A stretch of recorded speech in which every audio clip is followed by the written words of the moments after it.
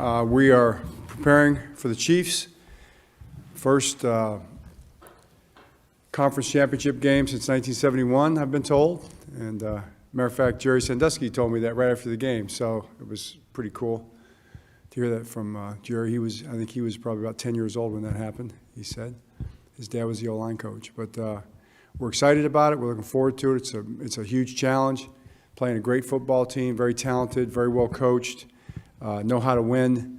They've been in these situations many times. I think they've been in the championship game. Maybe this is their 6th time in a row. So they've been here before. It'll be a big challenge for us. It's our first time with this team and these guys. But we're up for the challenge, and we're excited. What questions do you have? John, with Mark Andrews, do you feel he was close at any point, and is the expectation for him to play this week? Yeah, we'll just see how he goes. We're looking forward to it. He practiced last week, and I'm sure he'll practice again this week. And if he's ready to play, he'll play. Coach, you've seen Mahomes 4 times over the past 5 or 6 years, but how hard is it still a game plan for a quarterback who can make spontaneous plays and sort of, with his arm and his legs? No question. I mean, you got to factor it in. The fact that he extends plays, he buys time. He buys time to run sometimes, buys time to throw. He's just a really elusive guy. You'll see him in space. Sometimes he'll make guys miss and all that. So, it's just Patrick Mahomes. He's unique. Plays his own brand of football. Been very successful. We'll just have to study him and do our best to try to keep him under wraps. Hey, Coach, how much have you been able, or how much are you going to harken back on your AFC Championship experience? You've obviously had a win after a loss in New England, and you talked about the Chiefs and their streak here, but how much are you able to go back and maybe use some of that as experience for current players today? I don't think it really applies too much. I mean, it's a new time, and this game. It's us. It's this team against that team at this time, and that's what we're focused on. We got to keep it simple. Just get ready to play the game. John, what's it like going up against Andy in a game of this magnitude, given your relationship with him? Yeah, I mean, obviously it's a big deal in terms of the relationship. It goes back a long, long, long way, and utmost respect for Andy, utmost appreciation for what he's accomplished as a coach. We were together for 10 years, the first 10 years there in Philly, and we were in a lot of championship games, and a lot of playoff games, and it was. I learned so much. I just learned so much as a coach and as a person. Then competing against him now all these years has been really challenging. I mean, Andy's a great coach. He's got a great staff. You name all the guys: Tom Melvin, Dave Tobe, all the guys that have come through there that we knew from the Eagles. It's just a very talented group of people, and have the utmost respect for them. John, do you remember the first time that you met with Andy, and what are maybe some of those lessons, principles, what have you, that you took with you, I guess? Yeah, well, I was hoping to be retained. Yeah, I know that. And he was coming in. I was 1 year with Ray Rhodes. Ray Rhodes brought me into the National Football League. Can't be more grateful. I mean, Ray Rhodes was great to be around for a year or two, and if Ray's out there listening, just thank you very much. I'm always appreciative of what I learned from Ray. And then Andy came in, and I was hoping to stay, and he gave me an opportunity to do it. And I was young and just figuring things out, so that was good of him. And hope he's glad he did. Looking back on it. But one of the things, I tell this story a lot, but one of the things with Andy, he had this 3x5 card behind his desk on his bulletin board. And it just said, "Don't judge, don't judge." And I got up the nerve to ask him about it one time, and he just basically, it's kind of a biblical principle, and take people where they're at, assume the best, try to communicate with everybody on, equal terms, and I've never forgot that. John, you're an adopted Baltimorean at this point. I mean, what was your sense of kind of what it meant to the people in the stadium to be there for that win on Saturday, and then what it'll mean to host a game of this magnitude on Sunday? Yeah, it seemed like it meant a lot. I'll tell you, the fans, it was meaningful. Even driving out of the stadium, there's still people everywhere, lined around everywhere. And, of course, I rolled my window down, and kind of, yelled, "Go Ravens" and stuff like that. It was really fun. It was loud. It was emotional. You could just tell how much it meant. And I would say that this is even bigger, you know, and it's like game day. You know, I think everybody coming to the stadium, everybody watching on TV, you know, just like we tell our players, get a good night's rest, you know, get a good meal before the game, night before the game, you know, get your clock set, get your game time ready. So spiritually, mentally, physically, let's be ready to go. Let's be ready to be loud and be proud and rock that stadium. What were you up to in 1971? What was I doing in 1971? Yeah, you know where we were? We were at Iowa. My dad just took a job at the University of Iowa to coach a secondary. Yeah, that's when we lived in that little house on Tallrun Court, and we didn't have a car half the time. Sometimes we had a car, sometimes we didn't. You know, so when we had a car, we got a ride to school. When we didn't have a car, we were walking. You know, that's when Dad would say, "Who's got it better than us?" We'd say, "Everybody with a car." You know, he said, "No, you don't understand the value of walking. You know, nobody's got it better than you." So I'm guessing you weren't watching the AFC Championship game in Baltimore. No. I do remember the field goal of the Super Bowl. Jim O'Brien, right? I saw that. Remember that kick? I can remember that kick, 9 years old. Absolutely. Straight ahead, right? Boom. It was a short kick, as I recall. Yeah. Sorry, go ahead. No, I was just say this group of guys obviously seem to keep it so loose despite the high pressure situations. Can you put into words how much fun you've had being around this particular group and the chemistry surrounding them? Yeah, no, it's been a lot of fun. I love being around these guys. It's just every day, you know. You like coming to work every day. You know, you like driving in and bebopping. I'm usually here before most of them, though, so I see them coming in, most of the guys. But they're fun to be around. I mean, it's just they come in, they're full of energy, they're determined, they want to prepare, they want to practice, they want to lift weights, they want to get the game plan. They like being around one another. When we go to practice, the energy's high. Yeah, there's a lot of laughs, but there's also a lot of determination, you know, and a lot of focus, a lot of conversation around football. You know, when you're about football, it's fun to talk about football, you know, and our guys enjoy that part of it. So, yeah, it's been fabulous. It's just a great group of guys and very determined football team. John, you mentioned, do you expect Marlon Alford to practice this week, and how's he progressing? And to go along with that, how pleased have you been with the way Darby has stepped up? I mean, had a pass breakup on the second play of the game really set the tone. No doubt. I mean, Ronald Darby has played outstanding. Brandon Stevens has played outstanding. Arthur Millette has played outstanding. Rock has played outstanding. All those guys have stepped up and played very good. The coverage has just been great. And with Marlon, I promise you, if Marlon can go, he will. If he can practice, he will. I think you'll see it as the week goes on based on how much he practices. You'll probably get a pretty good feel for it. I'm pretty sure if he can be out there, you know, he'll for sure be out there. So I'm very hopeful. We'll have to see what happens. John, you were able to get Dalvin Cook 8 carries in the game. How much does it help your coaching staff see him in the game and the Ravens game plan moving forward? Yeah, I think it does. I mean, he looked good, right? I mean, I thought he looked really good out there. Dalvin did, and ran hard, and you know, showed his skill set off, and got us those yards at the end of the game, along with Justice too, and to help us, you know, seal it away. So it's one more really good player whose hands we can put the ball into, and that's a good thing. You talked after the game very briefly about Justice Hill, and I know early in the year they were fumbling on the mesh pointing problems between him and Lamar Jackson. It hasn't happened for a long time, but in the last, say, month or so, 2 months, how have you seen Justice Hill kind of develop over the season? Right. Well, I mean, you know, I've told him this. I just think he's a supremely talented player, but his heart's even bigger, you know. And this guy, he runs so hard, and his acceleration and his burst is right up there at the top of the league. I mean, he gets the ball north. He's got really good vision, catches the ball, he pass protects, well-rounded back. I mean, I couldn't say enough about him. I think he's been a difference maker for us. John, Lamar has talked a lot about, and you as well, about him being locked in. We've heard it a lot this year. I'm just curious, like, from your perspective as coach, what does that mean to you, and is there a particular example that maybe stands out to what that meaning is? Yeah, I don't think it's real complicated. I mean, you come to work and you come to work ready to go to work, you know, and get locked in on what your responsibilities are and what your job is, and make sure you're prepared. And then even as a football player on the specific thing, you know, when you line up, you lock in. You lock in on your job, your responsibility, your eyes, your feet, your hands, the communication of the whole thing. just supremely focused, not looking left, not looking right, looking straight ahead, looking forward, short term and really long term too. You can be locked in for the long term too.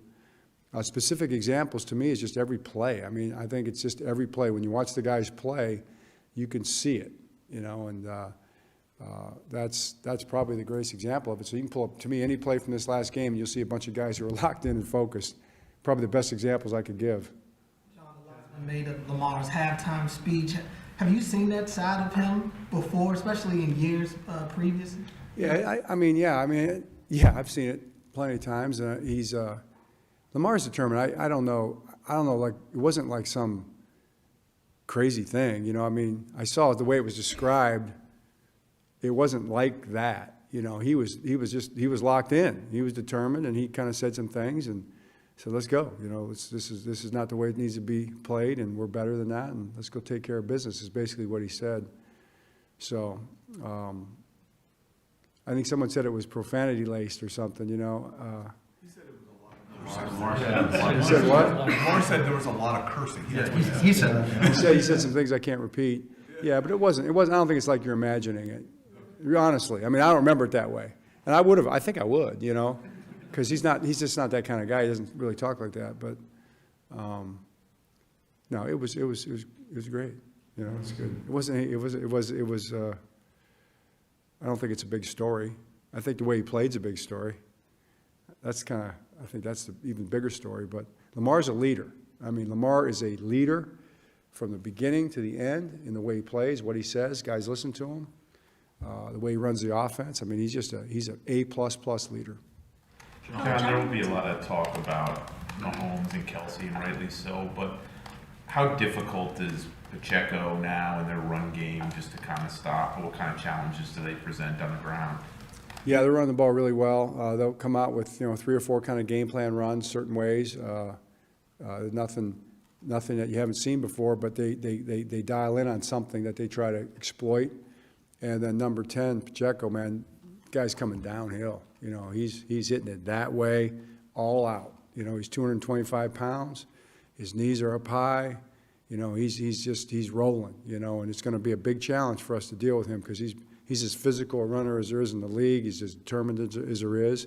And we're going to have to be a physical, determined defense to tackle him. And, I like our guys. I like our guys' chances. I think our guys will be up for it. And we're going to have to be because he's a good runner. John, what makes Mahomes so tough to bring down in the pocket? He's one of the best at, avoiding pressures that turn into sacks. And I guess related to that, how significant would it be for Kansas City if Tooney can't make it? I guess he left the game yesterday with a pec injury. Yeah, he's just got a great pocket presence. I think he sees the field and he feels the pocket. He must have, antenna that he just kind of senses all that. Like your car, it's got all that sensors that starts beeping when guys get close. It must be that way for him because he kind of senses the pressure and he's able to just move around and get away, but keep his eyes downfield, slip out, all those kind of things. It's what he does. Everybody that watches football knows it. That's just, it's one of his gifts, so we're going to have to really study it, be good at defending it. I do like our guys' chances. We've got a lot of really good athletes, a lot of guys who play hard, so we'll just try to make it as hard on him as we can. As far as who's playing for them or not, that's just kind of is what it is. John, second head coach in NFL history to make conference championship appearances after a 10-year gap. The only other one was Dick Vermeil, and that was because he wasn't coaching for 15 years. Can you just talk about the challenges that you faced in, reconstructing a team and working with everybody here to get back here? No, not really thinking about that. It's like the last thing on my mind right now. Coach, I wanted to go back to your post-game presser the other day. You started it off with the scripture, and just thinking about how you've been talking throughout the season, you've referenced faith and spirituality here and there. We see you praying with the players. They talk openly about their faith. Why is it, for you as a coach, why has it been so important to keep faith as a fabric of this team's identity? Right. Well, one thing that it's important here is that, and we've always been this way, is that everybody expresses who they are and can be who they are, freely and without apology, and we always like to be our best self. We kind of encourage that of one another, and sometimes we fall short. But we're always striving for that, and we encourage each other to strive for that, and try to support each other as much as we can. I need as much support as everybody else does, and so we're really in a partnership here, players and coaches, and scouts and everybody in the organization, are in a partnership, and that's the basic part of it. So if faith is a part of who you are and part of your life, then it's welcomed, and so. I don't try to hide that from my perspective of who I am. It's sustained me. It's improved me greatly over the years. It's the only thing I think that really does change your heart, in my opinion, is faith. You really can't do it yourself. It's impossible. It has been for me. But the more I trust, the better I get. The more I trust God, the better I get. So, I'm not ashamed of that. And I think our guys appreciate it, and everybody, whatever their thoughts are on it, they're welcomed. And there's always some good dialogue that way because we got some really smart guys and stuff. But that's the way we're formulated. John, speaking of smart guys and people expressing themselves, your defense has obviously been outstanding this year. When you think back to Mike's early years and you sort of tapping him, what stood out to you most about him that kind of gave you that belief and confidence in him? Yeah, Mike's just I think, real genuine person, a lot of great coaches on the staff. They all kind of share this particular trait, but, he was here young. He's just out of college, and he was very eager and very smart and very motivated and hardworking and all those kind of things. And you could just tell, he had all those kind of traits. I think he's been raised the right way. As his parents are incredible people. And so he just got to it, worked hard at it and kind of game up through the system. And then with this particular defensive system, he's probably been blessed with the opportunity to grow with the same system and then the evolution of the system over the course of the last, 9, 10 years.